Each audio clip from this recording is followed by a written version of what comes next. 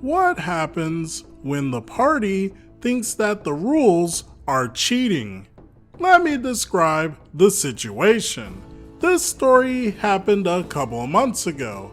I have a good deal more free time with a sickness ravaging the world, and converting my normal weekly sessions to Roll20 had gone very well. To that end, I decided to take on another game with some randos. I found a group posting for a few guys that were looking for a GM. I got into the DMs with them, and they seemed like a cool group of dudes that thankfully weren't newbies. I don't mind running for novices, but I wasn't of a mood to teach the game to people. We agreed on a game in my homebrew setting that would have them start at level 3. We have a session 0 to make characters, and their party ends up being a ranger, fighter, sorcerer, and barbarian. Our introductory adventure had them try to liberate some prisoners from a small military encampment in the deep forest. We had a brief scene of them gathering information on their task, talking to a few NPCs I intended to be recurring, and then some survival rolls to find the place. Once they did, I revealed the whole map to them. Pretty standard encampment.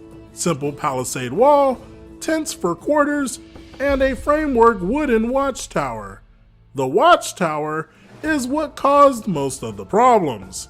The ranger does a little bit of recon and figures out their numbers, and they decide that they can creep close to the wall and then bluster their way in.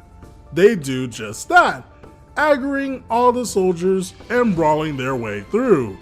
On round 2, both of the soldiers up on the tower fire crossbows down, one of them getting the sorcerer. The ranger directs his fire at them and makes an attack. I got a 15. That hits, right? I replied, it does not. Your arrow thunks into the wooden bracing wrapped around the platform. Ranger is now confused. Are the guys up there elite or something? I got a 15 to hit one of the others, and it hit. I explained, no, they are the same. They just have cover. The ranger looked at me with an odd look on his face and asked, cover? I said back, yeah, half cover. Their elevation and the railing gives them cover, which boosts their AC by 2. On the camera, I see Ranger turn and talk, but I don't hear anything. A second later, I see Barbarian's player say something that I also can't hear. I'm assuming that they were talking in another channel that I wasn't a part of or something. This happens for a minute before Ranger comes back on and says, yeah, I don't think cover is a thing. Barbarian pipes up, yeah, if some combat thing gives defense bonus, it should be disadvantage. You don't have to make up stuff to give defense. I said back, I'm not. Cover is in the book. Player's Handbook, page 196. I see most of them open their books and go over it, and lo and behold, I'm not making things up. There's a brief discussion about whether this mechanic is stupid or not, and then things get moving again. 2 rounds later, the barbarian goes running up the exterior ladder of the tower to get to the guys firing at them. He clambers up there and gets into melee. He swings once and gets another 15 on his attack. I tell him he hit and to roll damage. Ranger immediately jumps in with, wait, I thought you said 15 misses these guys.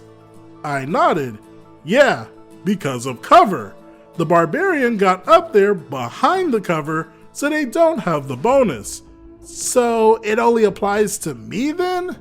I said back, no, it applies to anyone attacking through the cover. The sorcerer made a spell attack and it applied to his attack. The ranger just shook his head. I've never heard of this cover thing before, and it sounds like you're just being selective with it. I don't understand why. It's the first session. It's pretty bad for him to be targeting this early. I stared at him for a second and said, I'm I'm not. Look, just save this for the end. Please. Fine, fine. He held up his hands and kept the fight moving. The sorcerer and the fighter finished off the guys on the ground, while the ranger had backed off after he got hurt. The barbarian was still up in the tower. He'd dropped one of them and had hit the other when I had the guy make a shove attack. Barbarian asked, "Is this some ability they have?" I said back, getting a little annoyed, "No, it's another rule. Page 195. You can make a shove attack in place of a normal melee attack to knock a character prone or push them back 5 feet, which is what he's trying to do. Roll opposed athletics. I'll give you advantage on it because he's trying to push you over the railing." We both roll. The soldier got a natural 18 on the dice, and the barbarian got an 8 and a 13, which did not beat the soldier. I said, "Alright, so he pushes you out of the tower and you fall. It's only 10 feet though, so it's only 1d6 falling damage." Barbarian shot in. "I still don't understand why I fell."